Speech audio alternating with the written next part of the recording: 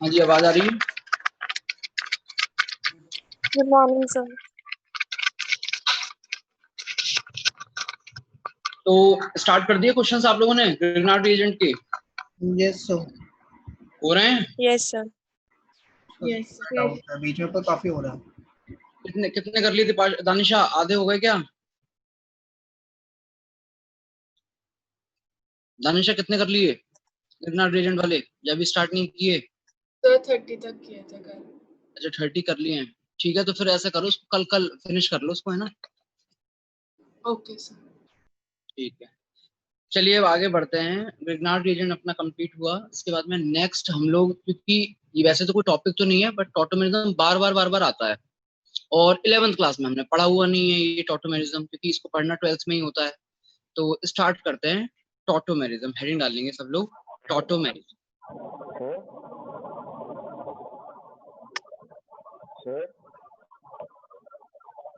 हाँ जी, कोई कुछ बोल रहा है क्या? हाँ जी सर।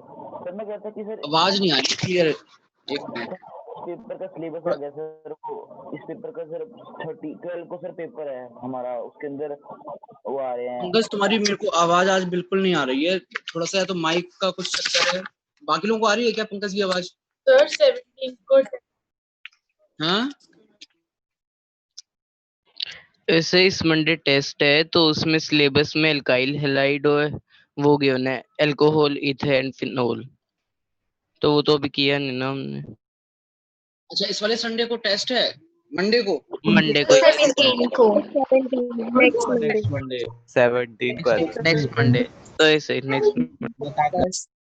अच्छा अच्छा अच्छा, एक मिनट, फिर मैं बताता हूँ फिर एक बार देख के ना। कल अभी अपनी अपनी है ना क्लास, तो कल वाली क्लास में मैं फिर बता दूंगा आपको।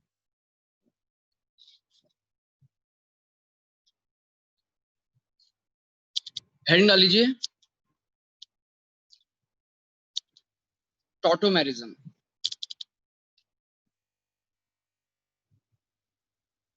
टॉटोमेरिज्म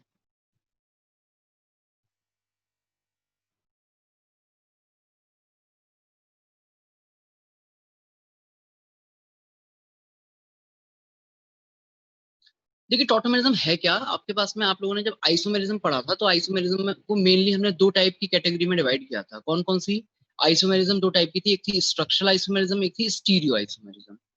फिर जो आपकी स्ट्रक्चरल आइसोमेरिज्म थी उसको हमने डिफाइन कैसे किया था? जिसमें कनेक्टिविटी में अंतर आ जाए। और स्टीरियो में क्या था? कनेक्टिविटी सेम रहती है, किस चीज में अंतर आता है? स्पेशल ओरिएंटेशन में अंतर आता है। ठीक है, तो जो स्ट्रक्चरल आइसोमेरिज्म थी उसके टोटल 6 पार्ट थे। कौन कौन से पार्ट थे? चेन आइसोमेरिज्म, पोजीशन आइसोमेरिज्म, और फंक्शनल, और उसके अलावा रिंग चेन, उसके अलावा मेटामेरिज्म, और एक लास्ट क्या था? टॉटोमेरिज्म। तो हमने वहां पे 6 में से 5 तो हमने 11th क्लास में पढ़ लिए हैं, लेकिन टॉटोमेरिज्म वहां पर हमने नहीं पढ़ा था। टॉटोमेरिज्म अब हम स्टार्ट कर रहे हैं इसमें। तो टॉटोमेरिज्म में सबसे पहले तो मैं बता देता हूँ कि आपको टॉटोमेरिज्म है क्या। टॉटोमेरिज्म में बेसिकली होता क्या है कि कोई कंपाउंड है ना, उस कंपाउंड में एटम के साथ H लगा हुआ है, किसी भी एक एटम के साथ H लगा हुआ है।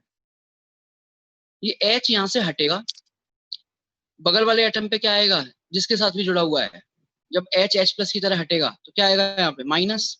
फिर ये माइनस जो है वो रेजोनेंस में जाता है, ये माइनस जाता है रेजोनेंस में, और जब रेजोनेंस में जाएगा तो किसी दूसरी जगह पे पहुंच जाएगा ये माइनस। उस दूसरी जगह पे जहां माइनस पहुंचा है, ये H वहां पर उस वाले एटम के साथ जुड़ जाता है। तो ये जो प्रोटॉन का ट्रांसफर है, अब देखिए कनेक्टिविटी तो अलग हुई गई ना। पहले आपका ये जो H है वो इस कार्बन के साथ जुड़ा हुआ था, बाद में रेजोनेंस करके ये किसी और के साथ जुड़ गया है, तो कनेक्टिविटी तो अलग अलग हुई गई। तो इस कनेक्टिविटी में चेंज आने की वजह से जो आइसोमेरिज्म है, इस कनेक्टिविटी में चेंज हो रहा है यहाँ पर, इसलिए ये कौन सी आइसोमेरिज्म का पार्ट होगी? स्ट्रक्चरल। और ऐसी स्ट्रक्चरल आइसोमेरिज्म जिसमें H+ के ट्रांसफर से हम दूसरा आइसोमर बनाते हैं, उसको हम कहते हैं टॉटोमेरिज्म। Excuse me sir. हाँ जी सर एक बार फिर से बता दो कि मैं नेटवर्क डिस्कनेक्ट हो गया था। आप जहाँ पे आपने डिफरेंशिएशन बताया था कि हमने आइसोमेरिज्म शुरू किया था स्ट्रक्चरल और स्टीरियो से, उसके बाद से बता सकते थोड़ा? हाँ जी, इसमें चलो मैं फिर से बता देता हूँ, इधर देखो CH3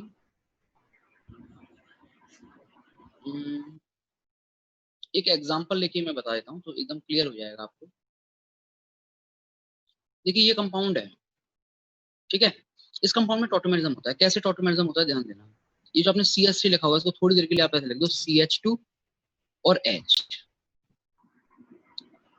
इसमें से ये H हटता है H प्लस की, हाँ, तो ये बनेगा ना CH2 माइनस CO और H बन जाएगा। यस अब ये सर, बताइए इस कंपाउंड में रेजोनेंस की कंडीशन सेटिस्फाई कर रही है या नहीं कर रही है?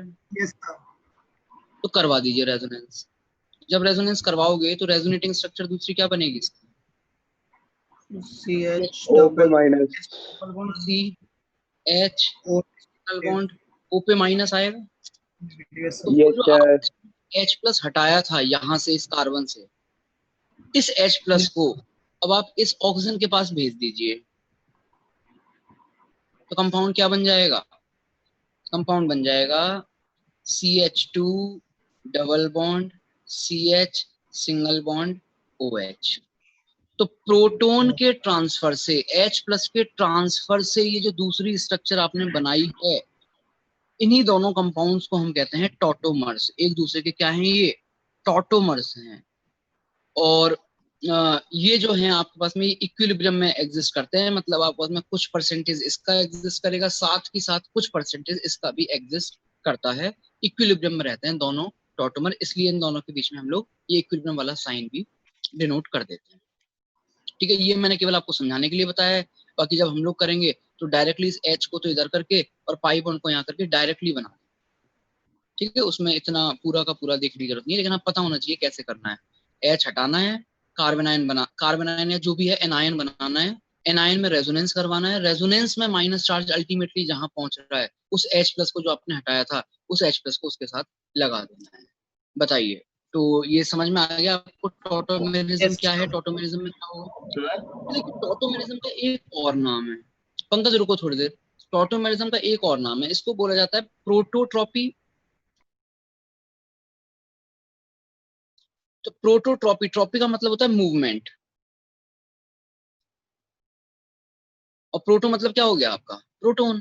तो सिंस इस आइसोमेरिज्म में प्रोटोन H प्लस मूव करता है, मूवमेंट होता है, इसलिए हम टॉटोमेरिज्म को प्रोटोट्रॉपी के नाम से भी जानते हैं। कई बार प्रोटोन जो है, प्रोटोन एक कैटायन है, इसलिए इसको कैटायनोट्रॉपी भी बोल दिया जाता है। H प्लस जो है वो एक कैटायन है नहीं है, तो H प्लस का ट्रांसफर हो रहा है, तो आप इसको प्रोटोट्रॉपी भी कह सकते हो और कैटायनोट्रॉपी भी कह सकते हो, कैटायनोट्रॉपी, इन दोनों नामों से भी जाना जाता है टॉटोमेरिज्म।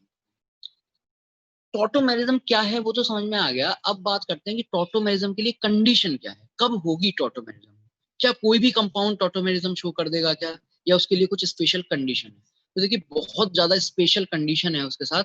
अगर कोई कंपाउंड वो स्पेशल कंडीशन सेटिस्फाई करेगा, सिर्फ और सिर्फ तभी वो टॉटोमेरिज्म शो करेगा, ऐसे रैंडमली कोई भी कंपाउंड टॉटोमेरिज्म शो नहीं करता है। तो क्या है भाई वो स्पेशल कंडीशन? दो कंडीशन है, अगर ये दोनों कंडीशन किसी कंपाउंड में मीट कर गई तो वो टॉटोमेरिज्म शो कर देगा।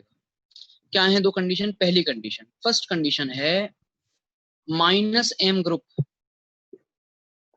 Must be present, -M group must be present, होना ही चाहिए -M ग्रुप उस कंपाउंड में, तब आप टॉटोमेरिज्म की बात सोचोगे, अदरवाइज टॉटोमेरिज्म नहीं होगा किसी का। दूसरी कंडीशन क्या है? दूसरी कंडीशन है कि -M ग्रुप के साथ, -M ग्रुप है, कोई -M ग्रुप सोचिए, बताइए क्या क्या है -M ग्रुप? कोई भी -M ग्रुप बताओ मेरे को। NO2, CHO CHO ले लो, NO2 ले लो, जो भी आपका मन करे, NO2 ले लेते हैं। N double bond O single bond O minus और प्लस, ये होता है NO2।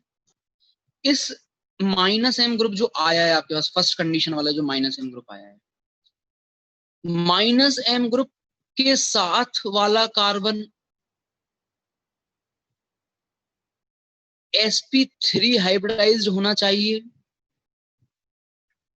और इसके साथ कम से कम एक H होना चाहिए,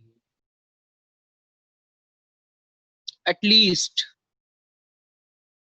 1H। लेकिन ये पूरी कंडीशन मैंने नहीं बोली अभी, इस कंडीशन को फिर से सुनना।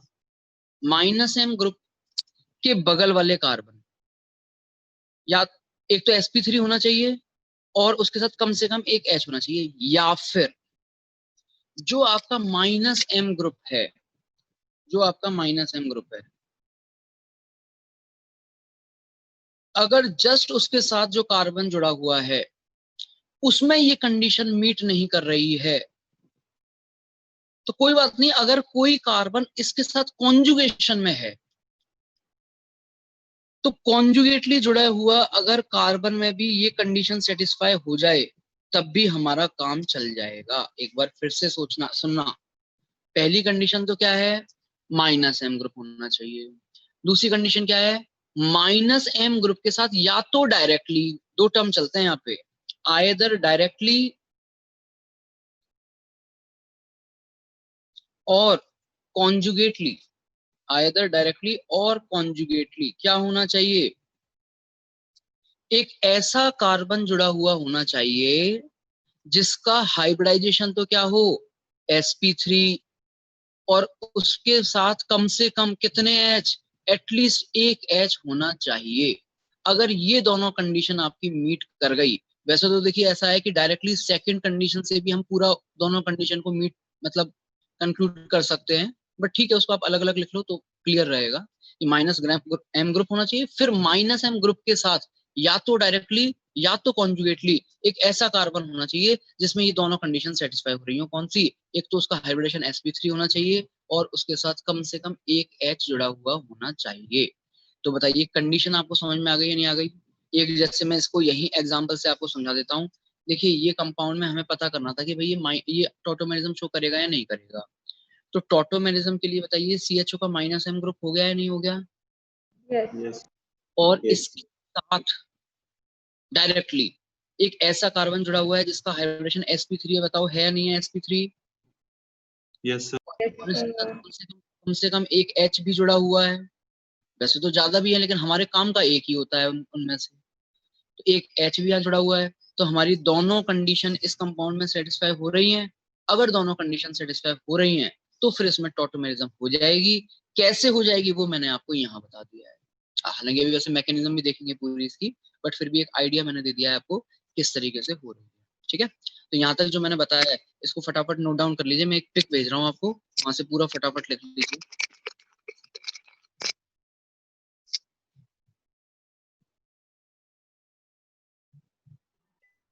सर जी सर ऐसे कह सकते हैं कि जो हमारा हाइड्रोजन है वो विनाइलिक नहीं होना चाहिए। जो मूव कर रहा है, यस सर। हाँ बिल्कुल नहीं होना चाहिए ना। विनाइलिक का मतलब तो ये हो गया कि आपने उसको sp2 वाले कार्बन से हटाया है, वो नहीं होना चाहिए। ठीक है। इसीलिए तो sp3 बोल दिया, तो sp3 में वो कंडीशन तो अपने आप आ गई। ओके। शिवम फिर सेंड कर दो फटाफट ग्रुप में। आवाज आ रही है शिवम? सेंड कर दो। यस सर कर दी। अच्छा एक चीज और देख लो यहाँ पर, इसमें फिर वो लिखा हुआ है, फिर आपको कंफ्यूजन होगा। इधर देखो, वैसे तो क्या टॉटोमेरिज्म कई टाइप की होती है, लेकिन हमें जो मेनली पढ़नी है वो पढ़नी है एल्डिहाइड और कीटोन वाली। ठीक है, तो इसमें क्या होता है कि ये वाली जो फॉर्म है ये तो आपकी एल्डिहाइड या कीटोन फॉर्म हो गई। इस केस में एल्डिहाइड है, वो कीटोन भी हो सकता था अगर इसे H की जगह CH3 होता तो। इस वाली फॉर्म को तो बोल देते हैं कीटो फॉर्म, इन जनरल बोलते हैं। चाहे वो एल्डिहाइड हो चाहे कीटोन हो, उसको कीटो फॉर्म बोल दिया जाता है, कीटो फॉर्म। और ध्यान से देखिए, ये जो फाइनली टॉटोमराइज होकर के जो चीज बनी है, इसमें एक डबल बॉन्ड दिख रहा है आपको सीड कार्बन कार्बन के बीच में, इसलिए तो इसको बोलेंगे हम ईन। और उस डबल बॉन्ड वाले कार्बन के साथ ही क्या जुड़ा हुआ है, OH, तो इसलिए इसको बोलते हैं ऑल। तो पूरा नाम हो जाता है इसका कीटो मतलब इनॉल फॉर्म। एक बहुत स्पेशल टाइप की ये टॉटोमेरिज्म है, कीटो इनॉल टॉटोमेरिज्म बोलते हैं इसमें। वैसे टॉटोमेरिज्म कई कंपाउंड्स में होती है, लेकिन सबसे ज्यादा जो इंपॉर्टेंट है, जो हमें डिटेल में देखनी है, वो यही है कीटो इनॉल टॉटोमेरिज्म। नाम और है इसका कीटो और इनॉल। पेज मैंने भेज दिया है, फटाफट नोट डाउन कीजिए, आगे बढ़ते हैं इसके बाद। सर जी बोलिए बोलिए, बोलो अक्षित।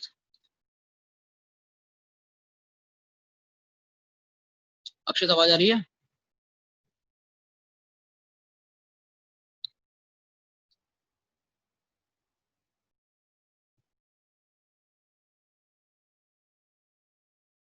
अक्षित आवाज आ रही है?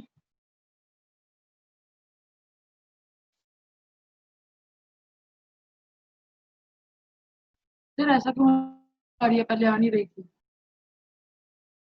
अक्षित तुम्हारी आवाज नहीं आई थी, तुमने अगर कुछ पूछा है तो फिर से रिपीट करना पड़ेगा।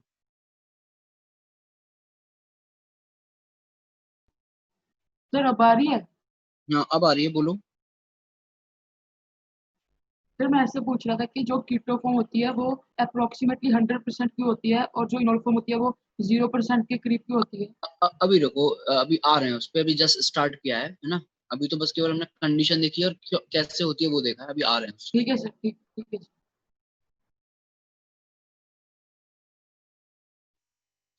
थोड़ा लिखने वाला काम थोड़ा जल्दी करना। अ, हम्म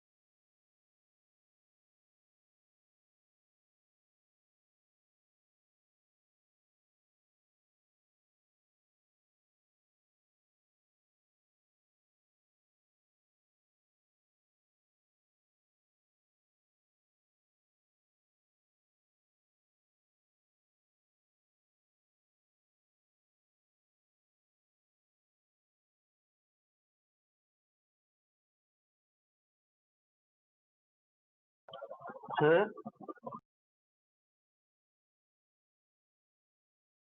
बोलिए। सर अगर -m की जगह अगर कोई -i ग्रुप जुड़ा हुआ है तो होगा ये? नहीं चलेगा, -m होना चाहिए।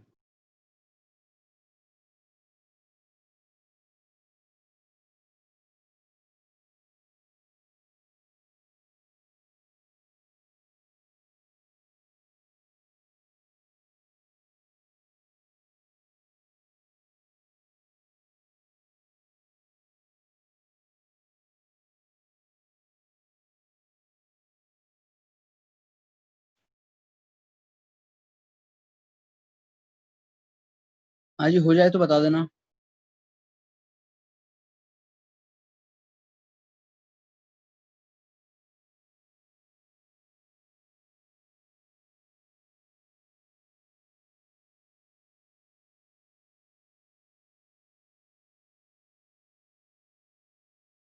हो गया सर। ठीक है, आगे बढ़ते हैं इसमें।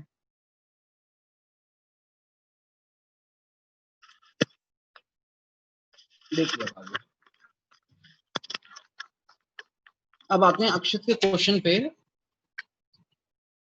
अक्षित ने पूछा था कि जैसे मैं इसमें आपको अगर बात बताऊं, कीटो इनॉल टॉटोमेरिज्म में तो जनरली होता क्या है, जैसे इसी की अगर बात करें एसिटाल्डिहाइड की और इसके इनॉल फॉर्म की, तो ये जो आपके पास एसिटाल्डिहाइड आपने लिखा हुआ है, ये लगभग 99% होता है इक्विलिब्रियम पे, 99% से भी थोड़ा ज्यादा ही होता है, और ये लगभग आपका 1% के आसपास होता है बस। मतलब मेनली आपके पास में ये कौन सी फॉर्म में स्टेबल होता है, अपनी कीटो फॉर्म में ज्यादा स्टेबल होता है एज कंपेयर टू अपनी इनॉल फॉर्म। इनॉल फॉर्म स्टेबल नहीं होती, कीटो फॉर्म स्टेबल होती है, इसलिए आपका पूरा का पूरा इक्विलिब्रियम जो है वो कीटो वाली फॉर्म की तरफ रहता है। पूरे इक्विलिब्रियम में मेनली 99% ही मिलता है, थोड़ा बहुत 0.5 से लेके 1% तक ये मिलता है। अब सवाल आता है कि ये वाली फॉर्म ज्यादा स्टेबल क्यों है इससे। इसको हम बताते हैं थर्मोडायनेमिक्स से। कैसे बताते हैं थर्मोडायनेमिक्स से, इधर देखिए। सर ये C डबल बॉन्ड O की बॉन्ड स्ट्रेंथ की वजह से। अभी रुको पूरा बता रहे हैं। तो ये आपके पास में जब कंपाउंड इस कंपाउंड में कन्वर्ट हुआ है, तो पहले तो ये बताइए मुझे कौन कौन से बॉन्ड तो टूटे हैं और इसके बनने में कौन से नए बॉन्ड फॉर्म हुए हैं। पहले ये बताइए कौन कौन से बॉन्ड टूटे हैं यहाँ पर। CH बॉन्ड टूटा है सर एक। देखिए, एक तो आपके पास कार्बन हाइड्रोजन बॉन्ड तो टूटा है, सी बॉन्ड टूटा Yes, sir. टूटा है, इसका मतलब इसमें एनर्जी देनी पड़ी होगी या निकली होगी। कार्बन हाइड्रोजन बॉन्ड की बॉन्ड एनर्जी के बराबर एनर्जी दी है या निकली है। दी है। ये दी, ऊपर लिख दीजिए पॉजिटिव।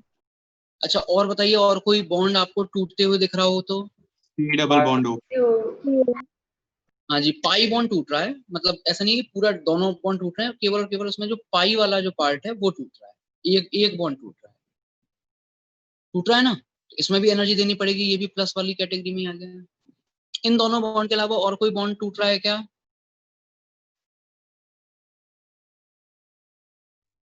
दो ही बॉन्ड टूट रहे हैं ना बस, ठीक है। और अब बताइए इस प्रोसेस में आपके नए बॉन्ड कौन से बने। अगर बॉन्ड बनेगा तो निकलेगी, कौन कौन से बॉन्ड बने। एक तो बना है OH बॉन्ड और एक बना है आपके पास बॉन्ड। कार्बन कार्बन में केवल ये पाई बॉन्ड, ये तो पहले से था। एक ये वाला बॉन्ड आपका नया फॉर्म हुआ है, ऐसे यहाँ पर ये वाला बॉन्ड ब्रेक हुआ है। हाँ जी, अगर हम इस कंपाउंड को इस कंपाउंड में लेके जाते हैं, कीटो फॉर्म को अगर इनॉल फॉर्म में लेके जाते हैं, तो हमें इन दोनों बॉन्ड की बॉन्ड एनर्जी के बराबर की एनर्जी तो देनी पड़ेगी पॉजिटिव, और इतनी एनर्जी रिलीज होगी। तो इसमें जब आप वैल्यूज के साथ देखोगे, कार्बन हाइड्रोजन बॉन्ड की bond energy, carbon oxygen pi bond की बॉन्ड एनर्जी, ये सब, तो ओवरऑल ये जो वैल्यू आती है आपके पास में वो पॉजिटिव आती है। मतलब ये जो प्रोसेस है आपका, इसका डेल्टा एच जो है वो पॉजिटिव आता है। तो थर्मोडायनेमिकली आपके पास इन दोनों में से कौन सी फॉर्म ज्यादा स्टेबल होती है। थर्मोडायनेमिकली हमारे पास जो कीटो फॉर्म है वो रिलेटिवली ज्यादा स्टेबल होती है। मतलब इस वाले केस में जो बॉन्ड है वो रिलेटिवली ज्यादा स्ट्रॉन्ग है एज कंपेयर टू ये वाला कंपाउंड। तो इसलिए जनरली कीटो और इनॉल में से जो कीटो फॉर्म होती है वो ज्यादा स्टेबल होती है। लेकिन हम कुछ स्पेसिफिक केसेस पढ़ेंगे जिसमें आपकी इनॉल फॉर्म भी ज्यादा स्टेबल होगी। कुछ स्पेसिफिक केसेस हैं। इन जनरल अगर आपसे पूछा जाए तो इन जनरल आपकी कौन सी फॉर्म ज्यादा स्टेबल होती है, कीटो, और थोड़ी बहुत ज्यादा नहीं, बहुत ज्यादा स्टेबल होती है। आप देख सकते हैं परसेंटेज से ये 99% है, ये बस कुल में 1% के आसपास। ठीक है, तो आगे लिखना स्टार्ट कीजिए। जो आपने लिखा अब तक उसमें अब आप ये दोनों स्ट्रक्चर फिर से बना के इसके नीचे 99% लिखो, इसके नीचे लगभग 1% लिखिए, और फिर उसके पीछे रीजन लिख लीजिए कि ऐसा क्यों है। तो उसका कारण ये है कि आपके पास में अगर हम इन चारों बॉन्ड एनर्जी को देखें तो ओवरऑल आपके पास में इस रिएक्शन का जो डेल्टा एच आता है वो पॉजिटिव आता है। मतलब keto form is thermodynamically more stable as compare to enol. लिख लीजिए। सर आपने कुछ कीटो इनॉल के बारे में लिखा है अभी। क्या कह रहे हो सानिध्य। कुछ कीटो इनॉल आइसोमेरिज्म के बारे में कुछ अभी आपने बताना है। मतलब सर उसकी आपने कहा था ना कि स्पेशल केस है ये जिसके बारे में हमें ज्यादा पढ़ना है, उससे रिलेटेड पूछ रहा था। मतलब हम जो अभी पढ़ेंगे वो पूरी तरीके से इसी वाले को ही पढ़ेंगे। मतलब ऐसा नहीं है कि केवल इसमें ही होगी। अभी जैसे मैंने आपको बताया NO2 वाले केस में मैंने जो स्टार्टिंग में एग्जांपल लिया था, कहाँ गया, अभी मैंने एक एग्जांपल बता था ना आपको, हाँ ये रहा। तो इस वाले कंपाउंड में भी तो टॉटोमेरिज्म होती है, जबकि ये तो एल्डिहाइड कीटोन तो नहीं है। ठीक है, तो हम लोग जो पढ़ेंगे मतलब टॉटोमेरिज्म तो बहुत सारे कंपाउंड में हो सकती है, अगर उनमें किसी में भी ये कंडीशन मीट कर रही है दोनों तो हो जाएगी। लेकिन हमें उसमें से ये बस केवल एल्डिहाइड कीटोन वाला ही पढ़ना है। सर हाँ जी, सर हम इसको सर ऐसे देख सकते हैं कि पोलैरिटी की वजह से कि सर इनोल वाले की पोलैरिटी ज्यादा है तो सर इसलिए वो मतलब इतना वो स्टेबल नहीं हो पाएगा। पोलैरिटी, यार पोलैरिटी तो आपकी कीटो फॉर्म की ज्यादा नहीं है क्या। अच्छा अच्छा, OH बॉन्ड। ठीक है, पोलर तो वो ज्यादा नहीं, लेकिन ऐसा नहीं है ना यार। पोलर जो कंपाउंड, जैसे पानी है, पानी की स्टेबिलिटी पे आप सवाल उठा सकते हो क्या, जबकि बहुत अच्छा खासा पोलर है वो। Okay sir. है ना, पोलैरिटी से नहीं, बॉन्ड एनर्जी से यहाँ पे एक्सप्लेन किया जाता है।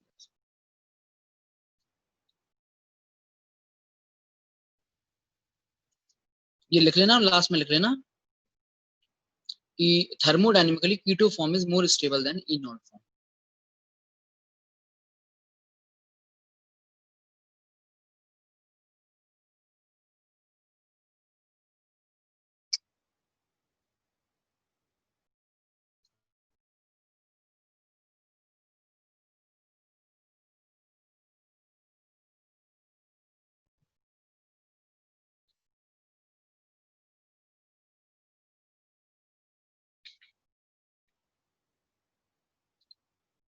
लिख लिया सर। हाँ जी, इसके बाद में अब कुछ क्वेश्चंस हम देखेंगे। क्वेश्चन लिखो, identify the compounds, identify the compounds which can show, identify the compounds which can show tautomerism, identify the compounds which can show tautomerism. कुछ कंपाउंड्स आपको दिए जा रहे हैं, आपको उसमें से आइडेंटिफाई करना है कि कौन कौन से कंपाउंड टॉटोमेरिज्म शो करेंगे, ठीक है। और जो कंपाउंड आपको लगे कि हाँ भाई ये शो करेगा, तो फिर जो उसका टॉटोमर बनेगा वो भी आपको बनाना है इक्विलिब्रियम लगाते हुए, और अगर कोई नहीं कर रहा है तो उसके आगे क्रॉस लगा देना। आ रही बात समझ में? लिखते जाइए, ये कुछ कंपाउंड दिए जा रहे हैं, बाकी अभी और भी हैं इसके अलावा, ये लिखो आप पहले।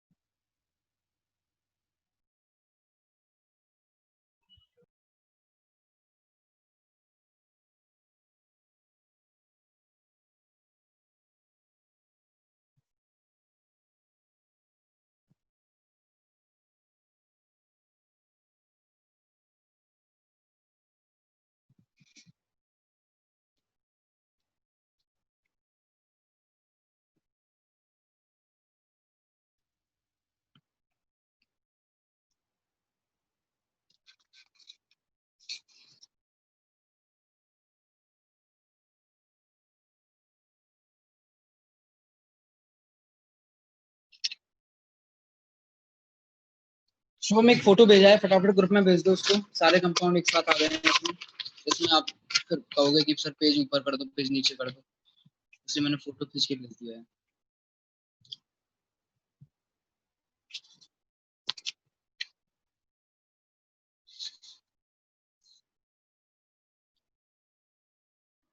सर एक बार से पीछे वाली शीट दिखाना।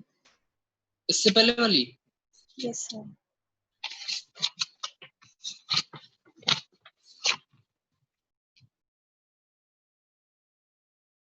नीचे वाला देखना था। Yes sir.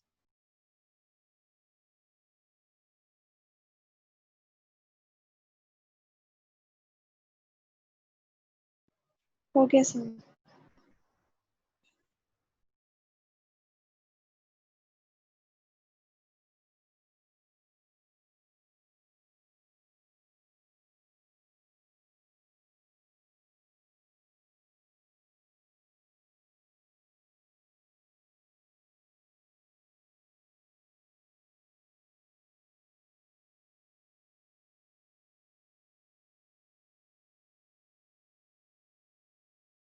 ये इस वाले कंपाउंड में इधर भी NH है, इधर भी NH है, ये भी NH है, अगर कंफ्यूजन हो तो।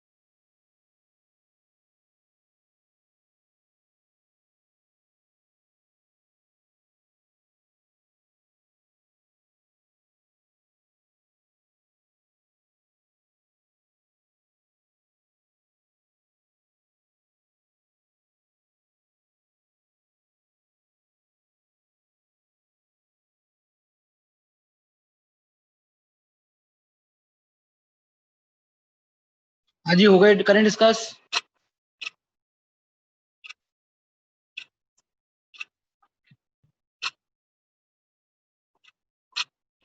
सर एक मिनट। 2 मिनट और रुक जाओ।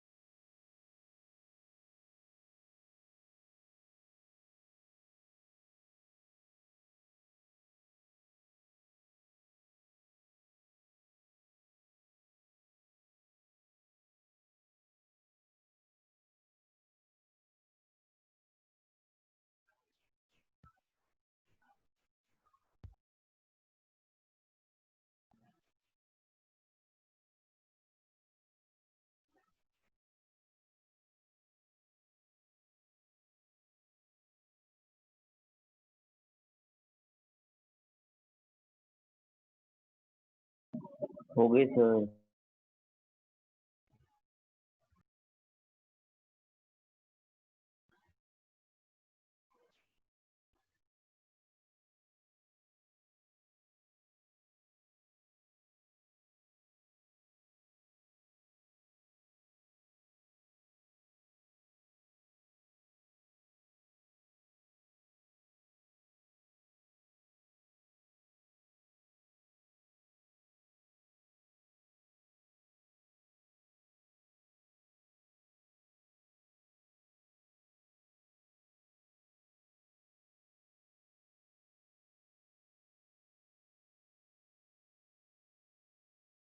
सर लेफ्ट कर दी क्या?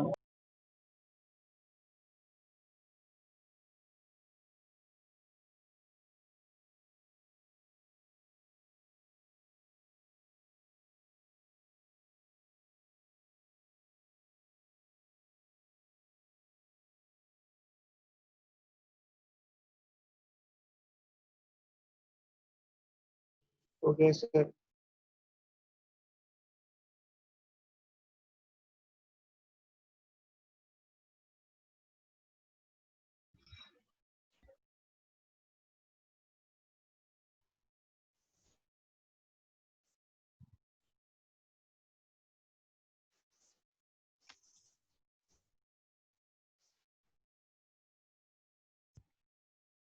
स्टार्ट करें।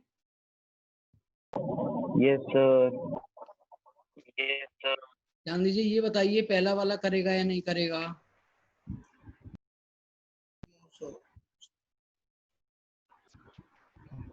पहला वाला करेगा या नहीं करेगा? सर नहीं करेगा। नहीं करेगा सर। नहीं करेगा। करेगा भाई, करेगा। इधर देखो, ये माइनस एम है यस सर और कर रहा बगल है। वाले, एक मिनट, हाँ एक मिनट, रुको रुको रुको, आप लोगों को कंफ्यूजन इस वजह से हो गया हुआ है। एक सेकंड, ये हमने कार्बन लिखा था, है ना? इसमें समझाते टाइम मैंने कार्बन था बोला था, वो अलग बात है। जब जो नोट्स आपके पास आए थे उसमें आप देखना एटम लिखा हुआ है, तो जरूरी नहीं है कार्बन ही हो, कोई भी एटम चलेगा, एनी एटम, एनी एटम। ठीक है, उसमें आप एक बार देखना नोट्स में कार्बन लिखा हुआ है या एटम लिखा हुआ है जो आपने लिखे हैं अभी? Sir atom. एटम लिखा है सर। तो वहां सही है, इसमें मैंने बताते टाइम थोड़ा सा गलत बता दिया था, तो इसको ध्यान दे सही कर लेना आप लोग। तो अब बताइए इस वाले केस में ये माइनस एम हो गया, बगल में sp3 हो गया, उसके साथ H हो गया, सारी कंडीशन तो मीट कर रही है, करवा दीजिए। ये है, इससे H हटाओ पहले तो, O माइनस बनेगा, और ये इस तरीके से लिखा हुआ है, करवा दीजिए रेजोनेंस। करवाओगे रेजोनेंस, क्या बनेगा यहाँ पे? O double bond C double bond double N, bond और एन। N पे आएगा माइनस, और उस माइनस के साथ में हमने लगा दिया H, ये बन गया। यस। क्लियर है? चलिए नेक्स्ट देखिए अगला, ये कंपाउंड, इसमें बताइए होगा या नहीं होगा? सर होगा। सर होगा। होगा। करवा देते हैं इसमें CH2 डबल बॉन्ड N। ये रेजोनेंस होने से पहले N किस तरीके से था? प्लस, एक तरफ था डबल बॉन्ड O, एक तरफ था सिंगल बॉन्ड O माइनस। ठीक है, ऐसे था। अब ये बताइए, ये जो यहाँ से माइनस आया है रेजोनेंस में, वो किसके साथ, कौन सा रेजोनेंस देख के आया है? Minus is in conjugation with pi bond, ये वाला जो पाई बॉन्ड है वो इधर आ जाएगा। Yes sir. ठीक है ना? तो इसको ऐसे लिखना चाहिए, हाँ यहाँ लिख देता हूँ मैं, CH2 double bond N, single bond O minus, single bond O minus, इस N पे चल रहा है प्लस। इनमें से अब क्या करेंगे? किसी एक O के साथ में क्या लगा दोगे? H लगा दोगे। इस तरीके से हमने H लगा दिया। क्लियर है? बताइए, बात समझ में आई नहीं आई? Yes sir. नेक्स्ट, अगला बताइए भाई, इसमें कैसे होगा? नहीं कर, नहीं होगा हम्म? सर। सर यहाँ नहीं होगा सर। नहीं होगा सर, यहाँ नहीं होगा। नहीं होगा सर, क्योंकि इसमें कोई sp3 हाइब्रिडाइज कार्बन ही नहीं है। कार्बन ही है। Yes sir. ठीक है, अगले वाले में बताइए। सर OH और फिर एक डबल बॉन्ड। नहीं होगा सर। यस सर, और Yes, ऊपर sir. OH। है ना?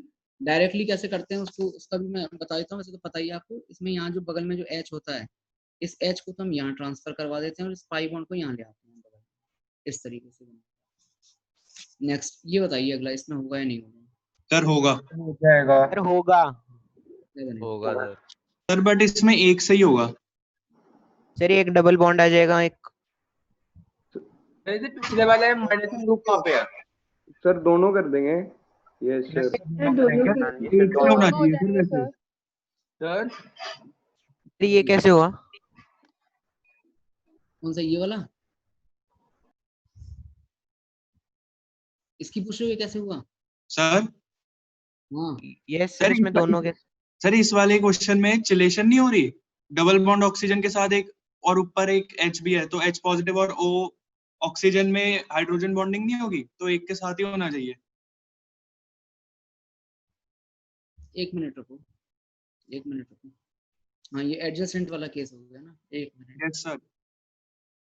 रिंग देखना जरा कितने मेंबर की बन रही है, 1 2 3 4 5। ठीक है ठीक है ठीक है, एक मिनट, इसमें थोड़ी सी गड़बड़ी हुई हमसे। एक से ही बनेगा यही बोल रहा था। एक, हाँ एक के साथ ही होगा, मतलब इसकी जो मोस्ट स्टेबल जो फॉर्म होती है, थोड़ा बहुत हो सकता है ये भी बन रहा हो, बट जो ज्यादा स्टेबल फॉर्म होती है इसकी वो ये वाली फॉर्म होती है।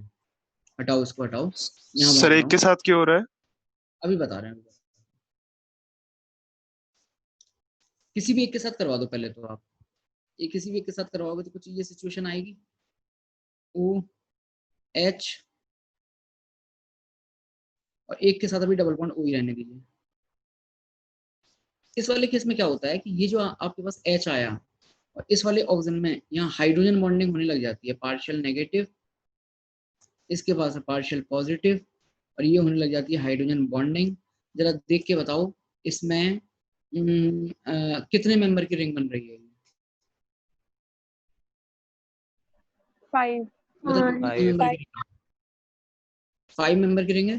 तो इस वाले केस में जो ज्यादा स्टेबल फॉर्म होती है वो एक कीटो फॉर्म को इनॉल फॉर्म में भेजने के बाद में जो बनता है वो है, वो अलग बात है। थोड़ा बहुत बनता है ये वाला भी है जो मैंने बनाया था, लेकिन इसमें मेजरली जो सॉल्यूशन में होगा वो ये वाली फॉर्म होती है, बिकॉज ऑफ हाइड्रोजन बॉन्डिंग। लिख लीजिए इसको।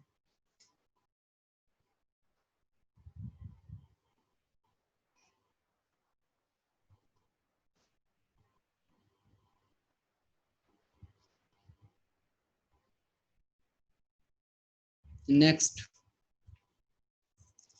आगे चलते हैं। होगा सर नेक्स्ट बताइए वाला। क्या होगा?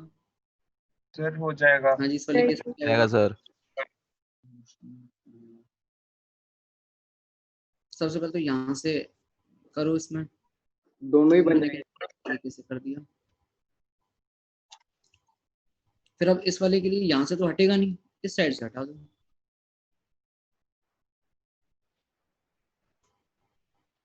ठीक है, इस केस में ये बनेगा। नेक्स्ट इधर बताइए इसमें क्या होगा?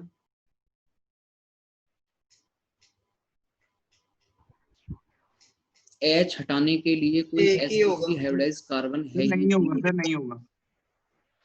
H हटाने के लिए कोई sp3 हाइब्रिडाइज कार्बन नहीं है। इस केस में बताइए, इस केस में क्या होगा? सर Calculate इस बताइए। ये क्या हटेगा सर? पीएच में तो है ही नहीं। सर हम्म, इससे पहले वाला जो कंपाउंड आपने बनाया वो एंटी एरोमेटिक नहीं हो जाएगा? कौन सा पहले वाला? जो क्रॉस से पहले बनाया है। ये वाला? Yes sir. ध्रुव, अधूरा ज्ञान पता है बहुत खतरनाक होता है। ये कैसे एंटी एरोमेटिक है? कौन से कंपाउंड होते हैं एंटी एरोमेटिक? अच्छा ठीक है सर, साइक्लिक रेजोनेंस नहीं है। ओके पूरा सर। देखा करो। हाँ जी, इस वाले केस में पहले तो ये बताइए कि टॉटोमेरिज्म होगी या नहीं होगी? होगी। होगी सर। होगी तो फिर करवा दीजिए। इसमें पता है कौन सा वाला केस चल रहा है? इसमें केस चल रहा है ये वाला, कॉन्जुगेटली वाला। डायरेक्टली नहीं है, कॉन्जुगेटली है। करवा दीजिए कॉन्जुगेटली। तो देखो यहाँ से H हटाएंगे और फिर उसका रेजोनेंस करवाएंगे। तो रेजोनेंस करवा के जो चीज बन रही है वो लिख दो यहाँ बगल में। Carbon carbon carbon carbon pH. हाँ जी, इधर देखना आप, यहाँ आएगा माइनस। यहाँ से H हटने के बाद इस कार्बन पे आएगा माइनस, अब माइनस जाएगा रेजोनेंस में। रेजोनेंस में जाएगा तो यहाँ बताओ डबल बॉन्ड आ जाएगा क्या? और ये वाला जो है इसके इलेक्ट्रॉन यहाँ आ जाएंगे फिर ये इसके साथ रेजोनेंस में जाएगा तो यहाँ फिर से पाई बॉन्ड हो जाएगा, और इस ऑक्सीजन पे माइनस आ जाएगा तो उस माइनस के साथ में ये वाला H ले जाइए, तो ये वाला कंपाउंड बन जाएगा इस केस में, लिख लीजिए। अगला बताओ, अगले में होगा या नहीं होगा? हाँ जी, अगले में होगा या नहीं होगा? नहीं होगा नहीं होगा सर। नहीं होगा सर। नहीं होगा सर। हाइब्रिडाइज्ड कार्बन ही नहीं है इसके पास, ना डायरेक्टली ना कॉन्जुगेटली, कहीं कुछ कंडीशन ही नहीं है इसमें, क्रॉस कर दीजिए। नेक्स्ट, इसमें बताइए हो जाएगा क्या? Yes sir. Yes sir. Yes yes sir. Sir. Stable. Benzene बना दे बीच में। Yes sir, benzene. Yes sir. OH। Next बताइए, इस वाले केस में होगा या नहीं होगा? हो जाएगा सर। सर इस ये हो जाएगा, हो जाएगा। नीचे से निकलेगा पहले। कौन सी कंडीशन है? कॉन्जुगेटली। कॉन्जुगेटली वाली। तो इसमें ऐसा समझो, देखो ध्यान देना, यहाँ से हटेगा H और इस पे आएगा माइनस, फिर ये माइनस को या तो इस वाले पाई बॉन्ड की तरफ लेके जाओ या तो इस वाले पाई बॉन्ड की तरफ लेके जाओ। तो जब हम इसकी तरफ लेके जाएंगे तो देखिए एक पाई बॉन्ड तो ये पहले से चल रहा है, रेजोनेंस में जाने के बाद में एक पाई बॉन्ड आएगा इसकी यहाँ पर, जो कि इसके साथ क्या हो गया, कॉन्जुगेशन में होगा, ठीक है, और फिर एक पाई बॉन्ड आएगा यहाँ पर, तो अल्टीमेटली ये बन जाएगी बेंजीन रिंग, और ऊपर क्या हो जाएगा, OH। क्लियर है? आ रही है बात समझ में? ठीक है, इसमें बताइए नेक्स्ट। ये तो अलग है ही नहीं इससे, ऊपर वाले से उसके जैसा ही तो है ये, वहां OH लगा था, इस वाले केस में क्या लगा दोगे ऊपर? NH2 लग जाएगा। ठीक है, आगे बढ़ते हैं। सेकंड लास्ट वाला समझा दो एक बार फिर से, बेंजीन रिंग कैसे आ गई? सेकंड लास्ट वाला ये वाला, यस सर। ये वाला, इधर देखो, कॉन्जुगेटली वाला H हटाइए। हाँ जी, ये बनेगा नहीं बनेगा? Yes sir. इसमें करवाओ रेजोनेंस।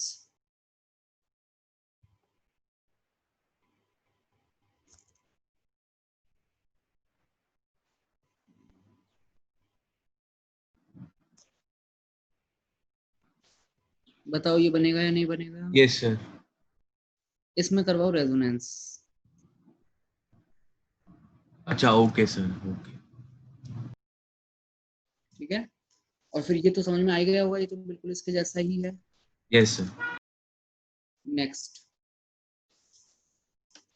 अगला बताएंगे, बताइए इस केस में क्या कहना है इसके बारे में आपको?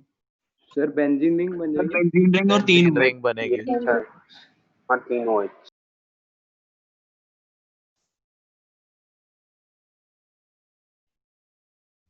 ठीक है, देख लीजिए। नेक्स्ट, ये तो इसके जैसा ही है, इसमें तो कुछ अलग है ही नहीं। यस बस OH की जगह क्या लगा देंगे? NH2। NH2 लगा दीजिए।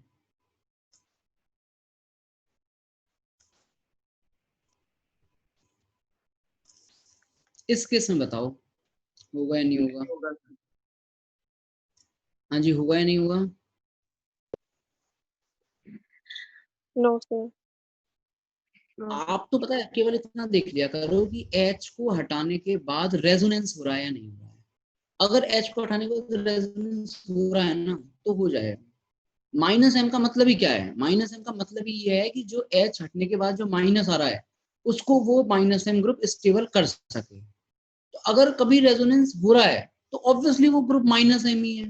भाई हमें तो गिने चुने माइनस M पता है ना, वैसे तो बहुत सारे कंपाउंड हो सकते हैं, आप तो बस केवल रेजोनेंस चेक किया कीजिए। ये बताइए, अगर मैं इस वाले कंपाउंड से इस H को हटाता हूँ फिर जो माइनस आएगा क्या वो माइनस रेजोनेंस में जा सकता है? बोलिए, जा सकता है नहीं जा सकता है? यस। तो भेज दीजिए फिर रेजोनेंस में उसको, क्या बन जाएगा जरा देखो।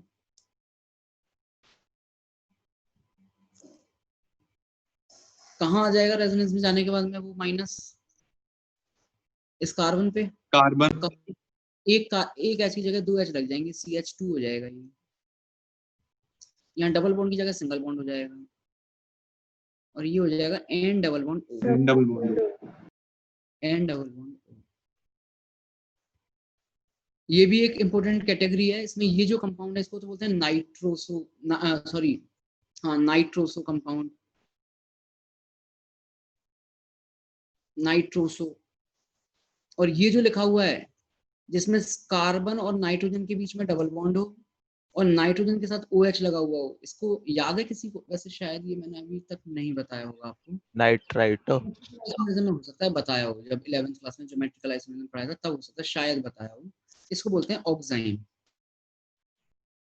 सुना है कभी ये टर्म ऑक्साइम आपने? अगर नहीं सुना है कोई बात नहीं, इसमें लिख लेना। जैसे वो हमने पढ़ी थी कीटोइनॉल, ये सारी की सारी आपकी ज्यादातर सब कीटोइनॉल चल रही थी। ऐसे ही ये दूसरी कैटेगरी आती है नाइट्रोसो ऑक्साइम टॉटोमेरिज्म। सर इसमें sp3 हाइब्रिडाइज्ड कौन सा एटम? किसमें? इस वाले कंपाउंड में जो अभी किया आपने। यही ऑक्सीजन आपका sp3 हाइब्रिडाइज्ड है। H2O में जो ऑक्सीजन होता है H2O में, वो बताइए सर, sp3 हाइब्रिडाइज्ड होता है नहीं होता है? होता तो है सर, पर साथ वाला नहीं देखना था, आपने बताया था। -m के साथ वाला देखना है ना, तो इस वाले केस में -m ये है भाई, आप ओ -m हाँ किसको ठीक है, मानोगे? ठीक है सर, सॉरी सर। हाँ ठीक है सर ये ऑक्साइम पूरे स्ट्रक्चर को कहते हैं? अगर कोई भी कंपाउंड जिसमें इतना ग्रुप अगर आ रहा हो, इतना ग्रुप अगर आ रहा हो, कार्बन नाइट्रोजन में डबल बॉन्ड और नाइट्रोजन के साथ OH, तो उसको ऑक्साइम कहते हैं। कैटेगरी है ये कुछ पर्टिकुलर कंपाउंड नहीं है, पूरी कैटेगरी है। यहाँ पे कुछ भी हो सकता है इसके साथ में। एक बार सर रिपीट करना, हमने क्या कहा कि अगर हम फिनाइल को रिमूव करते हैं तो भी ऑक्साइम कहेंगे उसको? हाँ जी पूरी कैटेगरी है ये। Okay sir.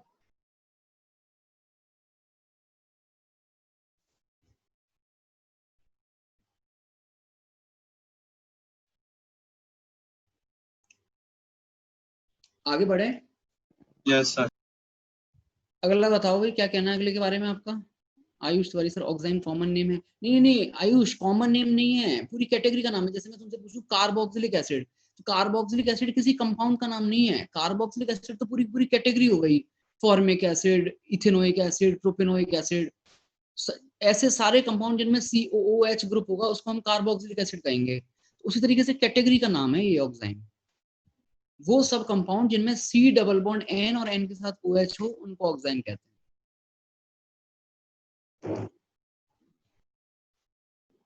हाँ जी, अगले वाले में बताइए क्या कहना है अगले वाले के बारे में? सर होना चाहिए।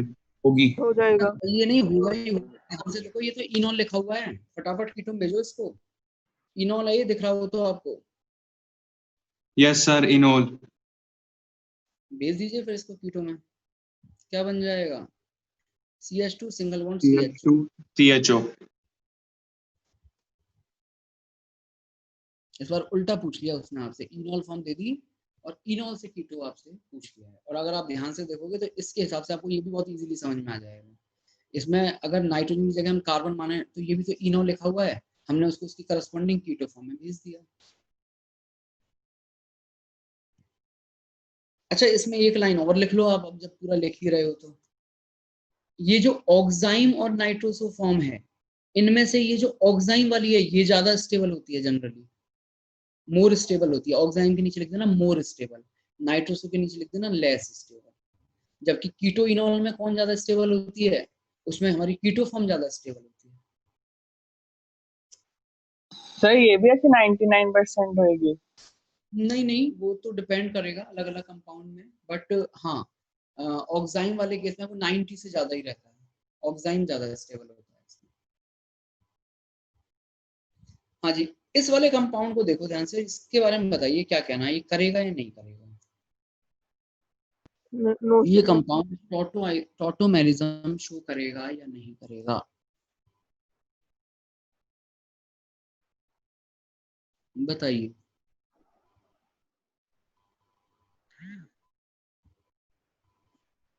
सर नहीं करेगा। No sir. नहीं करेगा? चलिए भाई करवा देते हैं अब इसमें। इस कंपाउंड को देखो। सर इसमें कॉन्जुगेशन नहीं है? एक मिनट, यस सर। इसके कार्बन है sp3। इस कंपाउंड को देखिए और इस कंपाउंड को देखिए। इसको और इसको नहीं, इसको और इसको नहीं, एक मिनट, गलती हो गई, एक मिनट, इसको नहीं, इस कंपाउंड को देखिए और इस कंपाउंड को देखिए, तो बताइए दोनों सेम है या नहीं है? Yes, sir. Yes sir same है। भाई यहाँ पाई बॉन्ड है जो इस बेंजीन रिंग के साथ है, यहाँ पाई बॉन्ड है और यहाँ पाई बॉन्ड है, तो ये वाला केस तो यही हो गया एग्जैक्टली। तो इसमें आपके पास H कौन सा हटेगा? ये हटेगा कॉन्जुगेटली वाला, और कॉन्जुगेटली वाला H हटा के जो माइनस आएगा उस माइनस में रेजोनेंस करवाते चलिए आप, तो अल्टीमेटली वो कुछ इस टाइप की फॉर्म बन जाएगी बीच में। तो बताइए इसका टॉटोमर क्या बनेगा? बना सकते हो क्या? 3 रिंग, तीनों बेंजीन रिंग हो जाएंगी या नहीं हो जाएंगी? और यहाँ क्या आ जाएगा ऊपर? क्लियर है? Yes sir. चलिए अगला ये और बता दीजिए लास्ट।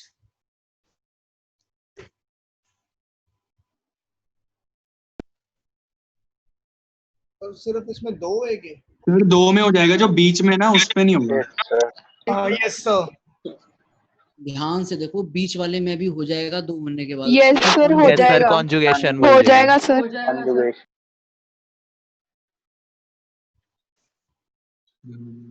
यार मैंने स्ट्रक्चर पता नहीं क्या बना रखा है। बताओ भाई, बीच वाला समझ में आया नहीं आया? बीच वाला कैसे करवा दिया मैंने?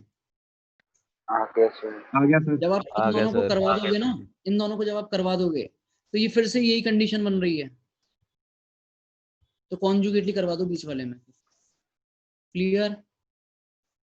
डन यहाँ तक? चलिए क्वेश्चन बताइए मुझे, एक सिंपल सा क्वेश्चन पूछ रहा हूँ। How many enolic forms are possible for this compound? How many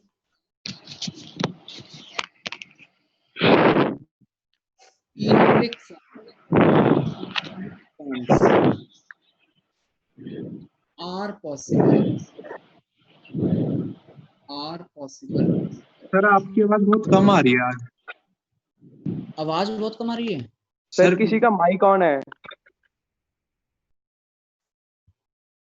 भाई माइक ऑफ कर लो। मतलब शुरू से ही कम आ रही है या फिर अभी बीच में कम आने लगी थी? सर अभी किसी की ओवरलैप कर रही थी ना उनके साथ। Yes sir. वैसे सही है ना? हाँ जी सर। ठीक, क्वेश्चन लिखेंगे, how many enolic forms are possible for following keto form?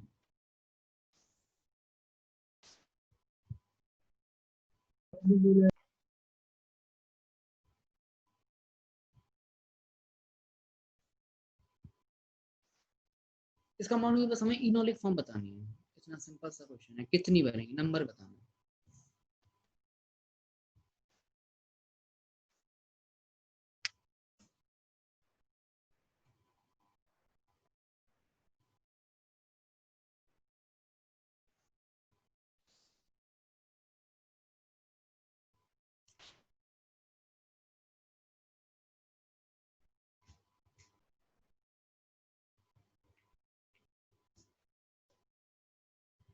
Sir 2। Sir 2। 2 आएंगे। ऐसे तो मार्क्स खा जाते हो आप। सर 5। 5। पुराना सोचो। सर 3। सर 5 बनेंगे। सर 3 आ रहे हैं। Yes, यस sir, सर 3 आएगा। Yes sir sir. 5। 3 आएंगे। इधर देख लो, CH2 डबल बॉन्ड COH और ET, ये तो ये होगी। दूसरी जो ET है, ET में CH2 CH3 लिखा हुआ है, उस वाले CH2 वाले H के साथ में करवा दो। मटेरियल काउंट करेंगे तो 3 आ जाएगा सर। और ध्यान से देखो, अब ये जो डबल बॉन्ड अभी अभी बना है नया, ये जो डबल बॉन्ड बना है, क्या ये ज्योमेट्रिकल आइसोमेरिज्म शो कर रहा है? Yes sir. एक नहीं है, Yes, दो फॉर्म है। कौन कौन सी? एक सिस फॉर्म और एक ट्रांस फॉर्म। आंसर क्या हो गया? 3। एक और बता दो चलो फटाफट।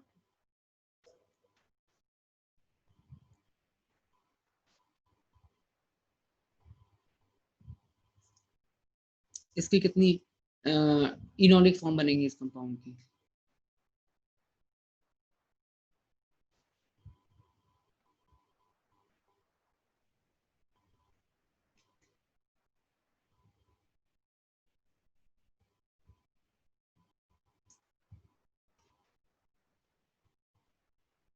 इतनी देर लग रही है इसमें? सर 4 4 बन यस जाएगी। सर 4 सर इस बार दोनों करेंगे। दोनों साइड सिमेट्रिकल दोनों तरफ करेंगे सिमेट्रिकल, दोनों तरफ सिमेट्रिकल। हेडिंग डालिए फटाफट, मैकेनिज्म ऑफ टॉटोमेरिज्म। वो तो वैसे समझ तो हमने पहले लिया है, बाकी लिख लेते हैं उसको। कीटो इनॉल से ही देख लेते हैं। ये आपका कोई कंपाउंड है,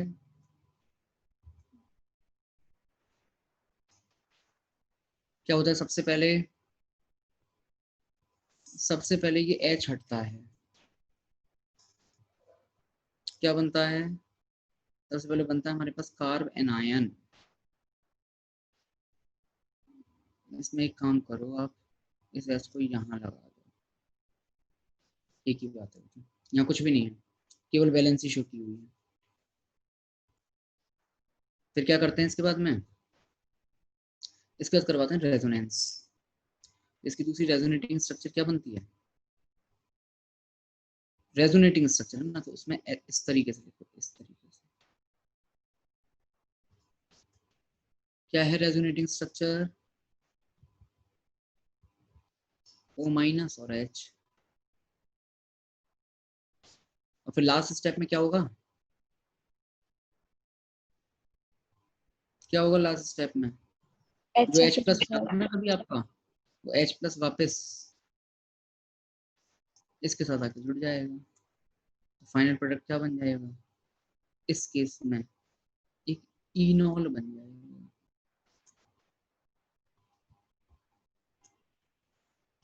मैकेनिज्म लिख लीजिए फटाफट, और उसके बाद में नोट लिखेंगे।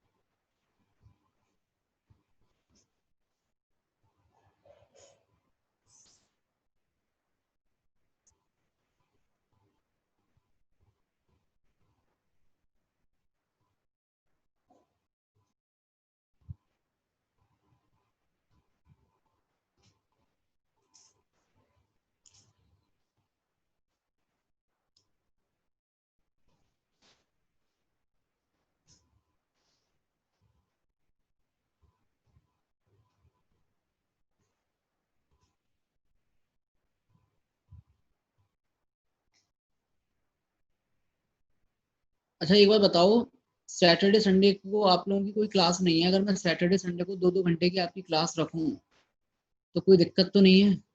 नहीं सर रख लो। रख लो लो सर। सर नवनीत सर कह रहे थे कि पीटीएम है सैटरडे संडे। नहीं, पीटीएम है, पीटीएम तो है। मैं एक्चुअली मैंने पहले यही सोचा हुआ था, बट वो पीटीएम है तो अब रख लेंगे। उसका मैं टाइम आपको बता दूंगा, है ना? या तो अर्ली मॉर्निंग में रखेंगे, क्योंकि 9 बजे से लेकर शाम को 7 बजे तक पीटीएम है। या तो मैं एकदम सुबह सुबह रखूंगा उसको, और सुबह सुबह ही पॉसिबल होगा, उसके बाद तो फिर पॉसिबल भी नहीं हो पाएगा। सुबह 7 से 9 टाइप रखेंगे उसको, ठीक है? मैं आपको कल कंफर्म कर दूंगा। 2 दिन रहेगी।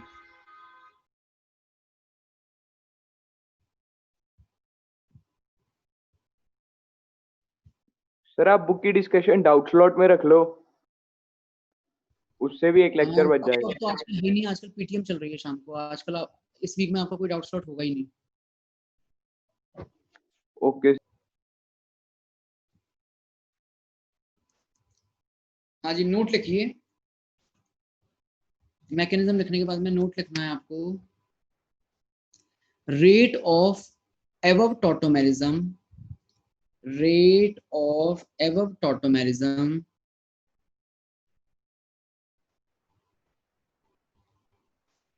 can be increased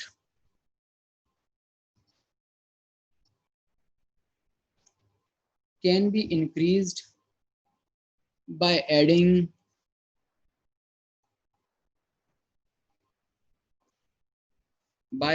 small amount of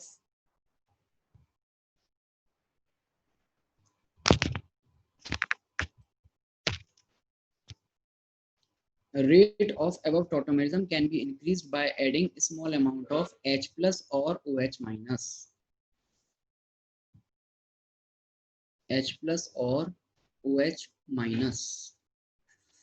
थोड़ा सोच के बताइए, OH माइनस ऐड करने पर, OH माइनस के ऐड करने पर इस रिएक्शन की रेट क्यों बढ़ जाएगी? OH माइनस ऐड करने पर रिएक्शन की रेट क्यों बढ़ जाएगी?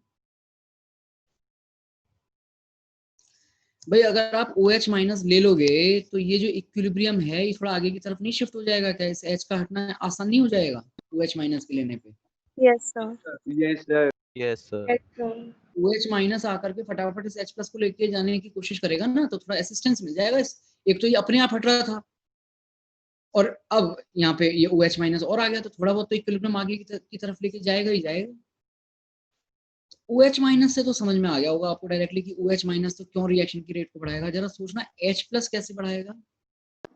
सर O माइनस पे अटैक ओ माइनस जल्दी स्टेबलाइज होएगा। Yes sir. ये वाला नहीं, इसको स्टेबलाइज करने के लिए तो जो H प्लस चाहिए वो एक्चुअली यहाँ से आया है, तो और एक्स्ट्रा लेने से कोई उसको एक्स्ट्रा फायदा नहीं होने वाला। वो तो एक ही H प्लस से जुड़ना है। आप अगर 10 H प्लस और रख दोगे उसके सामने, उसको उससे क्या फायदा?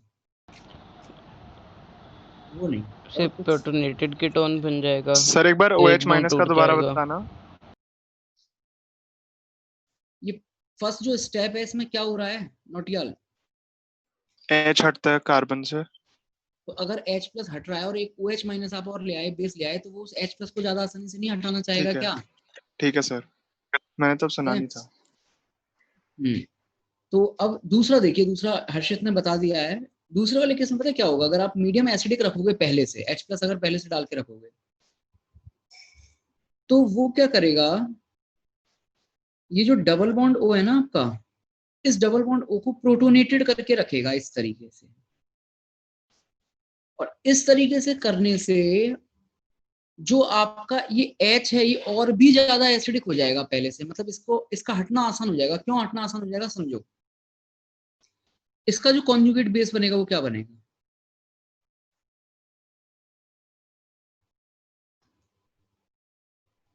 हाँ भाई बनेगा ये इसका कॉन्जुगेट बेस। और इसमें करवाइए आप रेजोनेंस।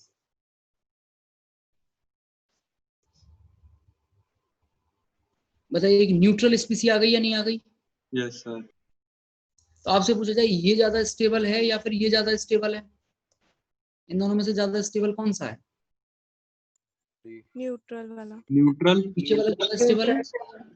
अगर कॉन्जुगेट बेस, अगर इस एसिड का कॉन्जुगेट बेस इस एसिड के कॉन्जुगेट बेस से ज्यादा स्टेबल है, तो बताइए क्या ये वाला H ज्यादा एसिडिक नहीं हो जाएगा? बोलिए। अगर ये ज्यादा एसिडिक हो गया तो फिर तो आपके पास इसमें प्रोसेस में यही तो हो रहा है, इस H को हटना है H प्लस की तरह, एसिड की तरह। तो अगर ये आपने इस H को समहाउ मोर एसिडिक बना दिया तो रेट आपकी ज्यादा हो जाएगी। क्लियर? तो इसकी मैकेनिज्म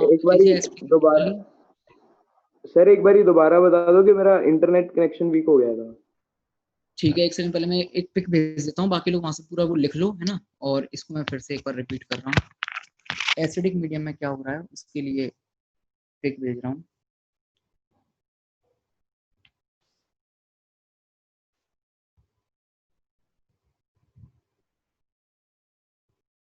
इसमें आपको नोट से पहले पहले सब कुछ लिखना है। हाँ भाई जिनको नहीं आया समझ में एक बार देख लो फिर से।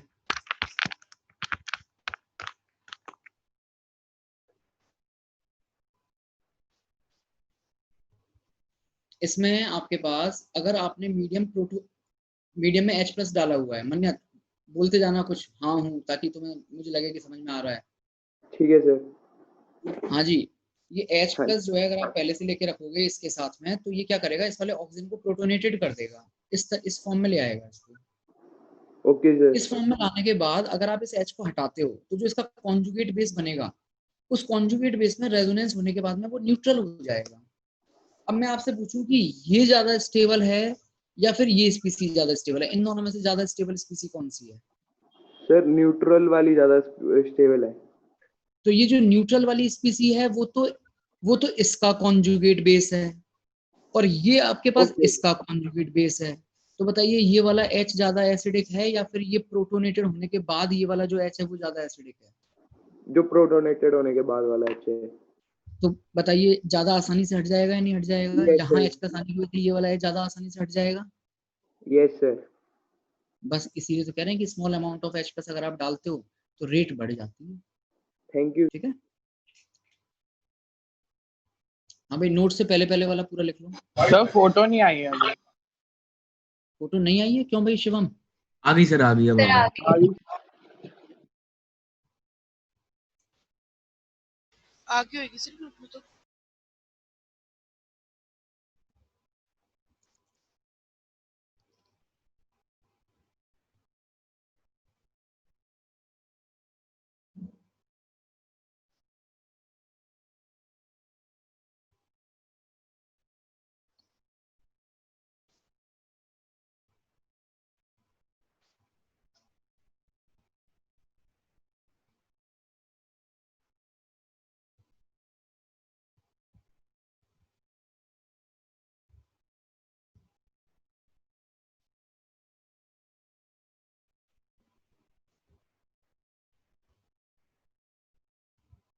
सर एक वो पूछा था आपसे कि एल्डिहाइड के टोन्स होते हैं जो, सर उसमें जब हमने ग्रिग्नार्ड रिएजेंट के साथ रिएक्शन करवाई थी तो सर आपने बोला था कि न्यूक्लियोफाइल की तरह काम करेगा सर, पर उसमें एसिडिक एच होता है सर, पर उसमें देखिए कार्बन के सुनो सुनो सुनो, कार्बन के साथ जुड़ा हुआ H हम केवल तब एसिडिक मानेंगे जब वो या तो ट्रिपल बॉन्डेड कार्बन के साथ जुड़ा हुआ हो, और अगर ट्रिपल बॉन्डेड कार्बन के साथ जुड़ा हुआ नहीं है तो कम से कम 2 -M उसको स्टेबल कर रहे हो, कम से कम 2 -M ग्रुप उसके बगल में लगे हुए होने चाहिए। केवल एक अकेले -M की वजह से उसमें इतनी एसिडिक स्ट्रेंथ नहीं आती कि वो एसिड बेस्ड रिएक्शन दे दे। ठीक है, ओके सर। और सर एक्टिव मिथाइलिन में 2 थी, इस कारण हमने वो करवाया था। एक्टिव मिथाइलिन में आपके पास 2 -M थे, उसकी एसिडिक स्ट्रेंथ बहुत ज्यादा हो जाती है। Okay sir.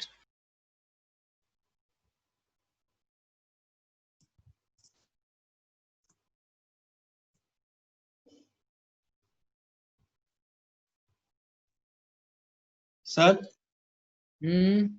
सर इसमें ये RDS वाला बता दो, रेट डिटरमाइनिंग स्टेप, ये वाला कैसे आया है? वो एक्चुअली स्लोएस्ट स्टेप होता है उसका, तो वो तो एक्सपेरिमेंटली पता चलता है। तो मतलब हर रिएक्शन में एक कोई RDS होता है, तो इस रिएक्शन में ये वाला RDS है। अब ये आप सोचो कि भाई ये क्यों स्लोएस्ट हो रहा होगा, ऑब्वियसली उस केस में जो चीज बन रही होगी वो उतनी स्टेबल नहीं होगी, इसलिए वो स्लोएस्ट होगा।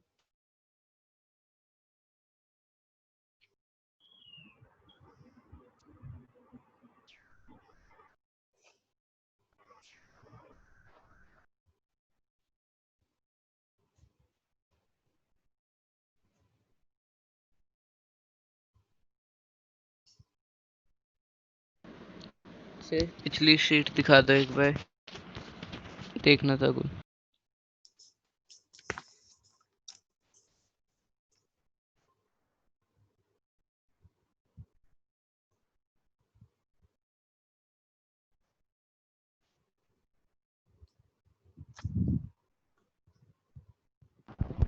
Thank you sir. हाँ जी हो गया, नोट तक लिख लिया सबने, बढ़े आगे।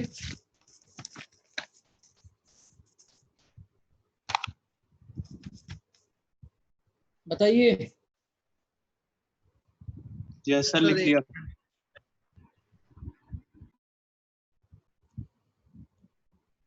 चलो अब आगे देखो, लास्ट चीज और इसमें देख लो आज। देखिए ऑर्गेनिक केमिस्ट्री में अभी हमने जस्ट पढ़ना शुरू किया है, अभी कई रिएक्शंस आएंगी जिनमें आपका कार्ब एनायन इंटरमीडिएट बनता है।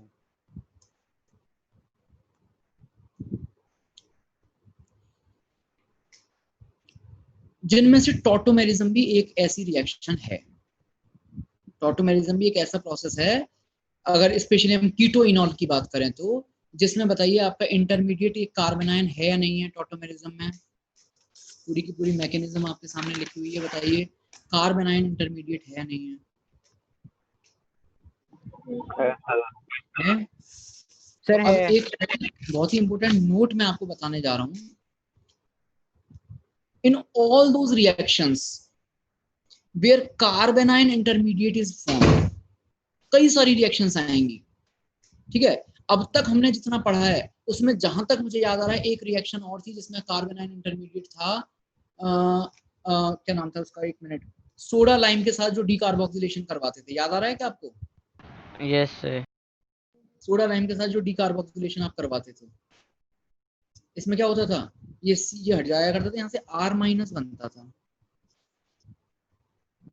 तो ये एक ऐसी रिएक्शन है जिसमें कार्बेनाइन इंटरमीडिएट है, बाकी अभी और भी आएंगी, ठीक है।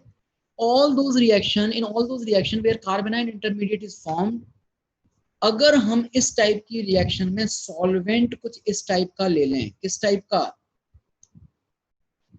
D2O, हैवी वाटर या ROD, बेसिकली हम ड्यूटीरियम कंटेनिंग अगर कुछ स्पीसी हम ले लें, वहां पे ड्यूटीरियम कंटेनिंग सॉल्वेंट टाइप कुछ ले लिया अगर आपने, तो इन सब रिएक्शन में होता क्या है। अब जैसे मैं इस वाले अभी जो मैंने आपको टॉटोमेरिज्म बताई, टॉटोमेरिज्म के फर्स्ट स्टेप पे आओ आप। ये जो टॉटोमेरिज्म का फर्स्ट स्टेप है,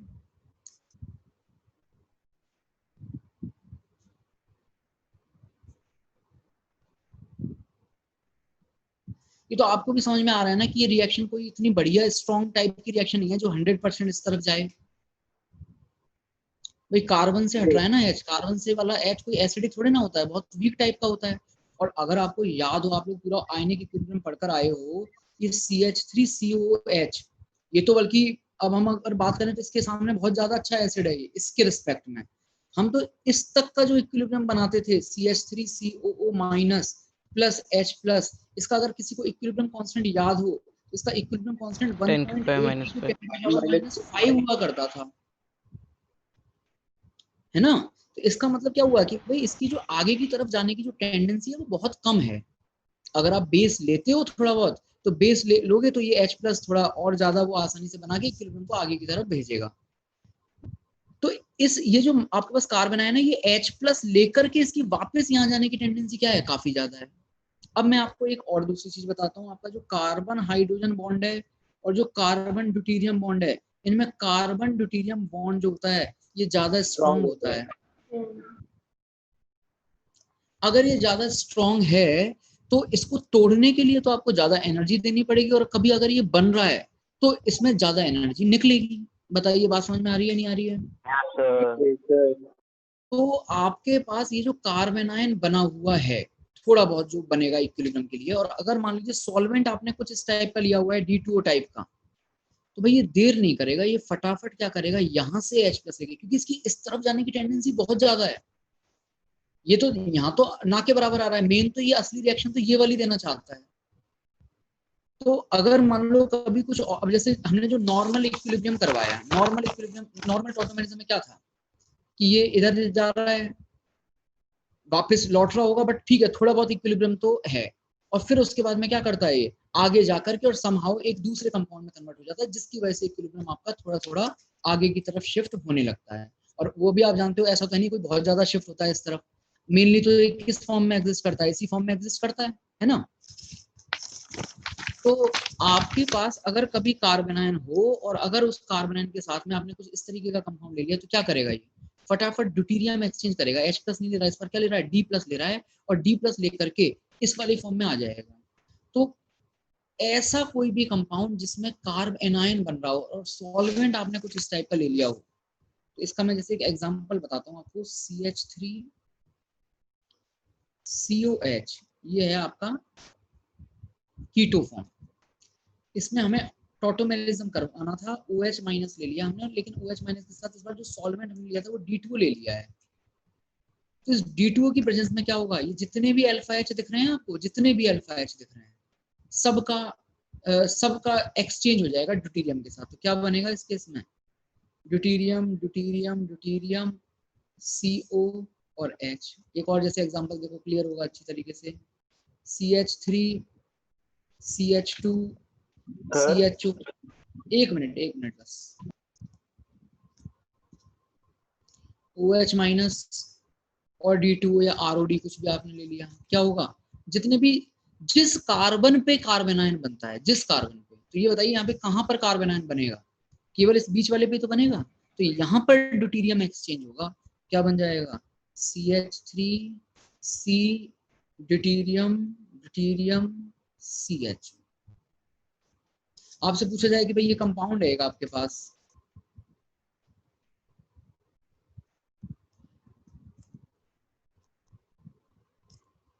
और इसमें हमने ये OH माइनस और D2O लिखा, तो पूछा जाए कितने H रिप्लेस हो जाएंगे, कितने H ड्यूटेरियम कितने H को डिस्प्लेस कर देगा, तो कितने H को डिस्प्लेस कर देगा इस केस में?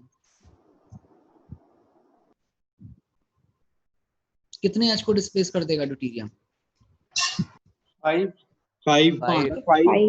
H करता है डिस्प्लेस, जहां जहां कार्बन आयन बन सकता है, तो कार्बन आयन यहाँ बन सकता है और यहाँ बन सकता है, तो इस वाले केस में टोटल 5 H जो हैं उनको ड्यूटेरियम एक्सचेंज कर देगा। तो ये जो मैं आपको बता रहा हूँ, ये नोट केवल टॉटोमेरिज्म के लिए नहीं है, ये नोट ये ऑर्गेनिक केमिस्ट्री की उन सभी रिएक्शन के लिए है जहां कार्बन आयन इंटरमीडिएट के फॉर्म में बनता है। तो जिस कार्बन पे कार्बन आयन आता है उस कार्बन के साथ जुड़े हुए H ड्यूटेरियम के साथ एक्सचेंज हो जाते हैं और इस तरीके के कंपाउंड्स आपके पास मिलते हैं। अब बोलो पंकज क्या कह रहे हो, बाकी लोग लिख लीजिए। एक सेकंड लिखना कैसे है? जो मैंने अभी आपको पेज भेजा हुआ है उसमें नीचे एक नोट लिखा है, पहले वो लिखना है, उसके बाद में ये सब लिखना है। हाँ पंकज क्या कह रहे थे? सर बता दिए सर आपने, क्लियर हो गया। हाँ तो पेशेंस रखा करो थोड़ा सा, है ना। सर ये वाला नोट तो आपने पहले भी एलिमिनेशन रिएक्शन में बताया है। 1CB में बताया था। Yes sir, even CB elimination में ऑलरेडी बताया हुआ है, तो ठीक है फिर वहाँ पे भी यही बताया, क्योंकि एलिमिनेशन में ये आता है, मैंने इवन CB में बताया होगा फिर ये चीज। हाँ तो आप एक बार फिर से लिख लो अच्छी तरीके से और रिकॉल हो जाएगा।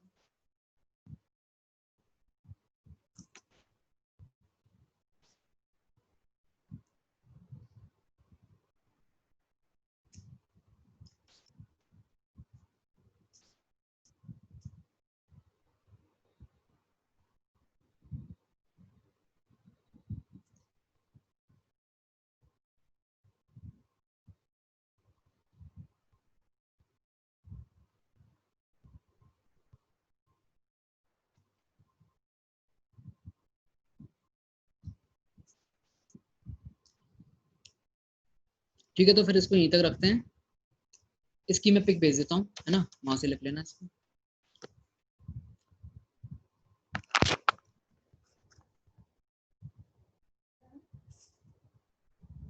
सर डिस्कशन कर लोगे?